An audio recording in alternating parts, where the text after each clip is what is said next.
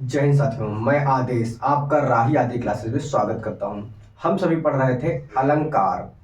तो अलंकार को हम उसी के आगे बढ़ाते हुए आज हम पहले पढ़ेंगे अतिशयोक्ति अलंकार। कौन सा? अतिशयोक्ति अलंकार।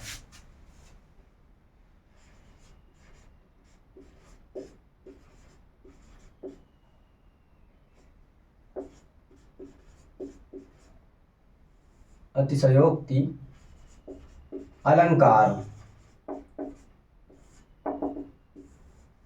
अतिशयोक्ति अलंकार में क्या होता है? जब किसी व्यक्ति, वस्तु या किसी के रूप और सौंदर्य के बारे में बहुत अधिक बढ़ा चढ़ाकर, जब किसी व्यक्ति, वस्तु अथवा किसी के रूप और सौंदर्य को बढ़ा चढ़ा के बोला जाता है या बताया जाता है तो वहां पर अतिशयोक्ति अलंकार होता है। वहां पर अतिशयोक्ति अलंकार होता है। अब हम इसकी परिभाषा को लिख लेते हैं। क्या? कि जब किसी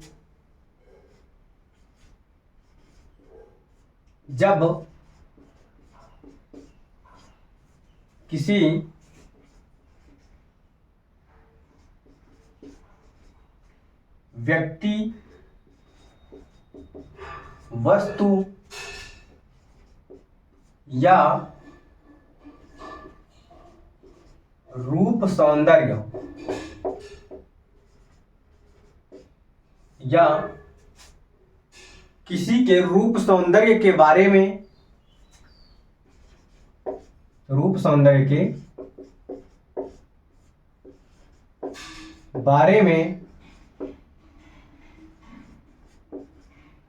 बहुत अधिक बढ़ा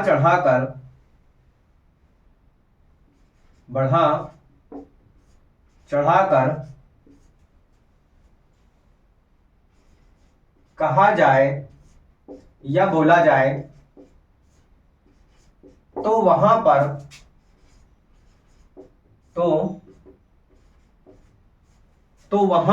अतिशयोक्ति अलंकार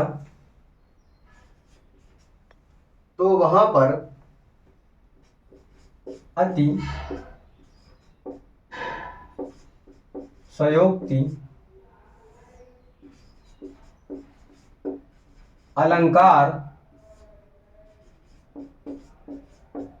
होता है। तो वहां पर क्या होगा कि अतिशयोक्ति अलंकार होगा। अब हम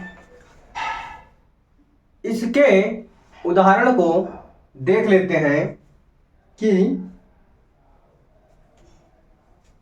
इसका पहला उदाहरण है, आगे नदी पड़ी अपार।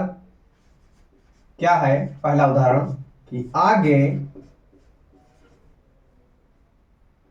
आगे नदियां पड़ी अपार।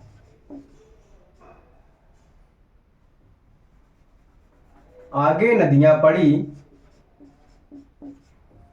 अपार और घोड़ा कैसे उतरे पार। क्या है कि घोड़ा कैसे उतरे पार। कि आगे नदी पड़ी हुई है और घोड़ा को पार करना है तो क्या बोला जा रहा है कि घोड़ा कैसे उतरे पार। ये सोचा जा रहा है, सोच रहे हैं कौन? दूसरी लाइन में बताया जा रहा है, राणा ने सोचा इस पार। राणा ने सोचा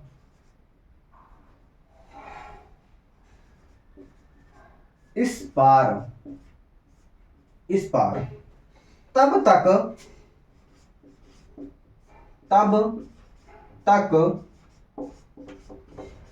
चेतक था उस पार। अब इस उदाहरण को समझते हैं। क्या बोला जा रहा है कि आगे नदियां पड़ी अपार, घोड़ा कैसे उतरे पार। कि आगे नदी पड़ी हुई है और राणा जी सोच रहे हैं कि घोड़ा उस पार कैसे पहुंचे। सोच ही रहे हैं कि क्या बोला गया, राणा ने सोचा इस पार, राणा यानी नदी के इस पार सोच रहे हैं कि उनके सोचते सोचते ही तब तक चेतक था उस पार, यानी उनके घोड़े का नाम चेतक था कि वो सोच भी नहीं पाए और चेतक नदी के उस पार जा पहुंचा।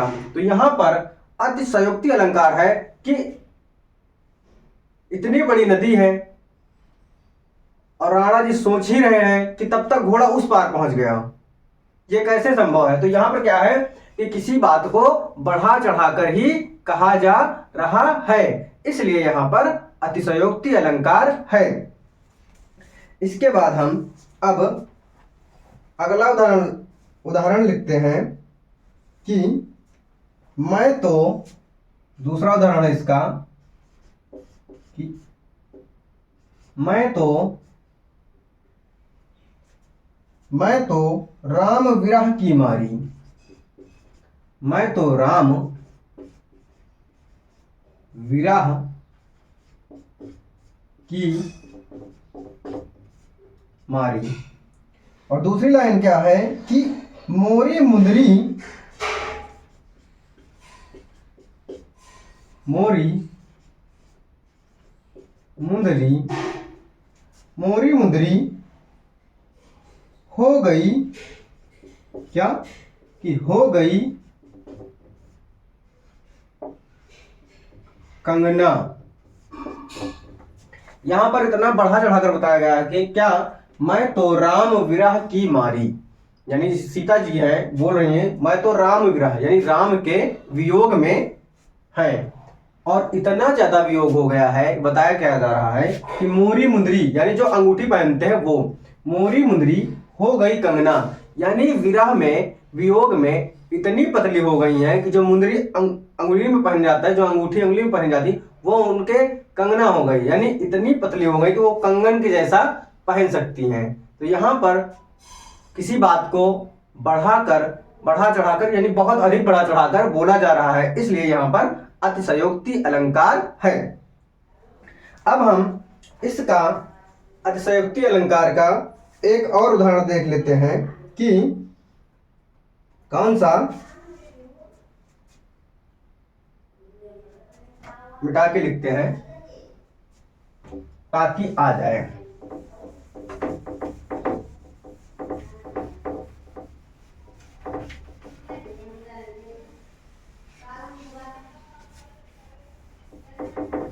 आप सभी अपना अपना सहयोग हमें देते रहिए ताकि हमारा भी उत्साह बना रहे। हमें भी अच्छा लगता है जब आप लाइक करते हैं और अधिक से अधिक लोग शेयर करते हैं या अधिक से अधिक लोग देखते हैं। तो चलिए अब हम अतिशयोक्ति का अगला उदाहरण देखते हैं लास्ट, इसके बाद हम विभावना अलंकार पढ़ेंगे। अगला उदाहरण क्या है कि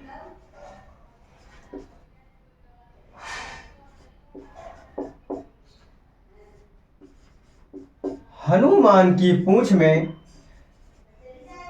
हनुमान की पूंछ में लगी न पाई आग, लगी न पाई आग, लगी न पाई आग। दूसरी लाइन क्या है कि लंका सारी जल गई, लंका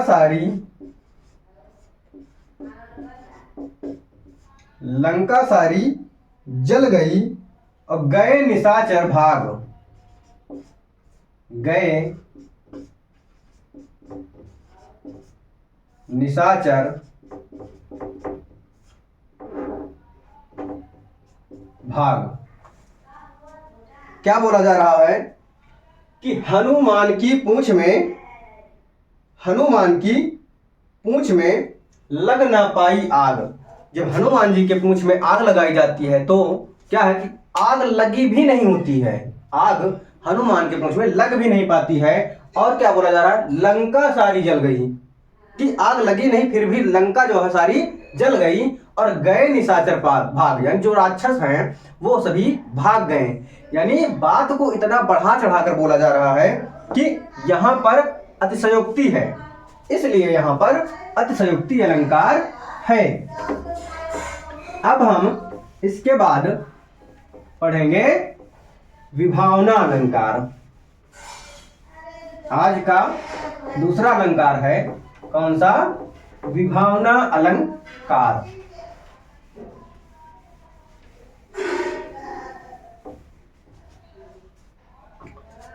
दूसरा है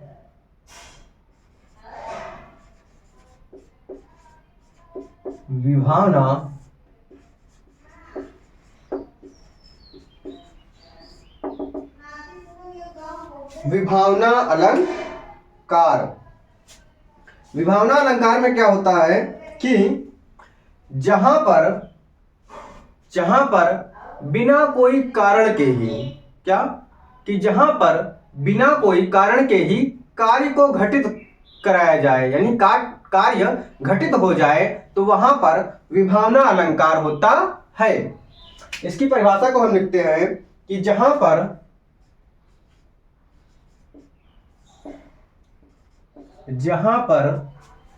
कारण के बिना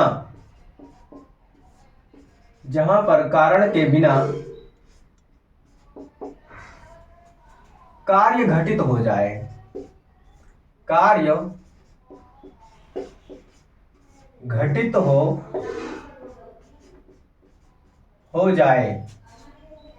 घटित हो जाए वहां पर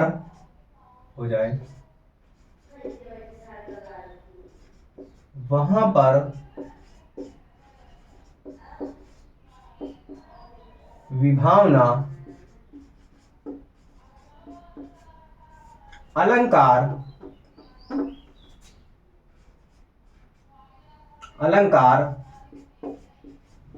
होता है। वहां पर क्या होता है कि विभावना अलंकार होता है। आप सभी से एक रिक्वेस्ट है कि आप सभी क्लास को पूरा देखा कीजिए, अधिक से अधिक तक लोगों को शेयर करो, ताकि हमें भी उत्साह हो, हमें भी अच्छा लगे। वैसे ये बातें मैं बीच में नहीं बोलता हूं, पर फिर भी इच्छा तो होती ही है कि लोग अधिक से अधिक देखें, लोग अधिक से अधिक पसंद करें। फिलहाल अब हम विभावना अलंकार का उदाहरण देखते हैं। इसका पहला उदाहरण क्या है कि बिनु पद चले सुने बिनु काना। क्या कहा जा रहा है कि बिनु पद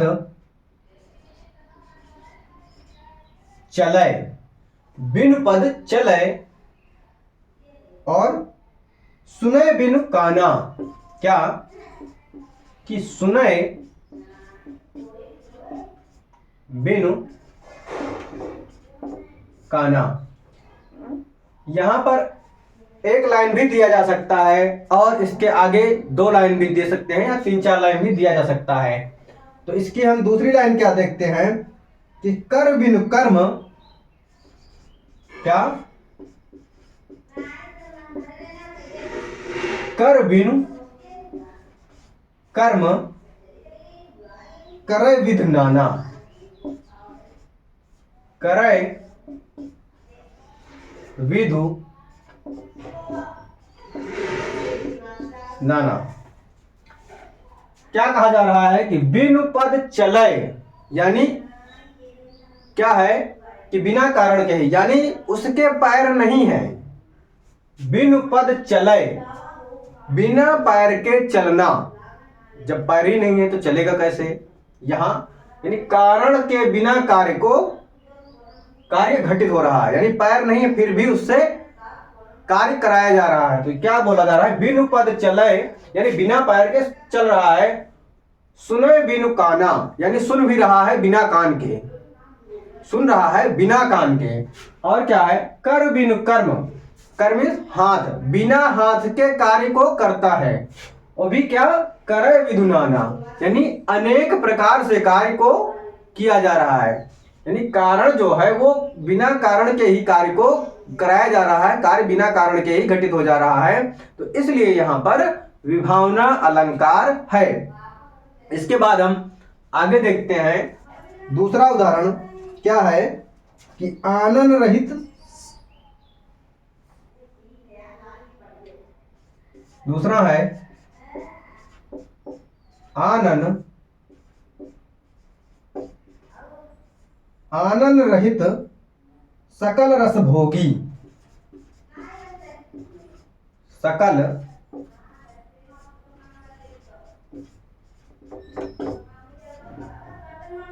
रस भोगी। फिर क्या है, बिनु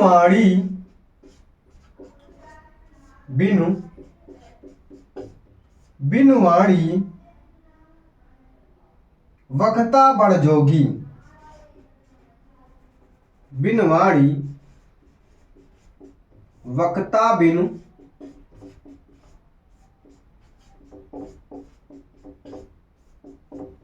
जोगी।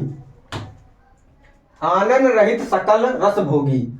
आनन मतलब मुख, बिना मुख के यानी बिना सकल के, बिना मुख के, रहित मतलब बिना मुख के सकल रस भोगी, यानी रस को प्राप्त कर रहा है। किसके? बिना रस मुख के। फिर बिनु वाणी यानी बिना कुछ कहे हुए, क्या है? वक्ता बिन जोगी, यानी बिना कुछ कहे हुए ही वक्ता मतलब बोलने वाला, अच्छा बोलने वाला जो जोगी होता है वो यहां पर बोला जा रहा है उस व्यक्ति के बारे में। तो यहां पर क्या है, जब मुख ही नहीं है तो किसी चीज का रस कैसे प्राप्त करेगा? जब वो बोल ही नहीं सकता तो अच्छा वक्ता कैसे हो सकता है? तो यहां बिना कारण के ही कार्य को घटित कराया जा रहा है, इसलिए यहां पर विभावना अलंकार है। आज की क्लास को अब यहीं तक रखते हैं, आगे की क्लास अब कल करते हैं। आप सभी अपना साथ बनाए रखिए, अपना प्यार देते रहिए और इस क्लास को अधिक से अधिक लोगों तक शेयर कीजिए और लोगों को अपने साथ अपने राही आदि क्लासेस परिवार में बढ़ाते रहिए। बस यहीं तक आज की क्लास को समाप्त करते हैं। धन्यवाद।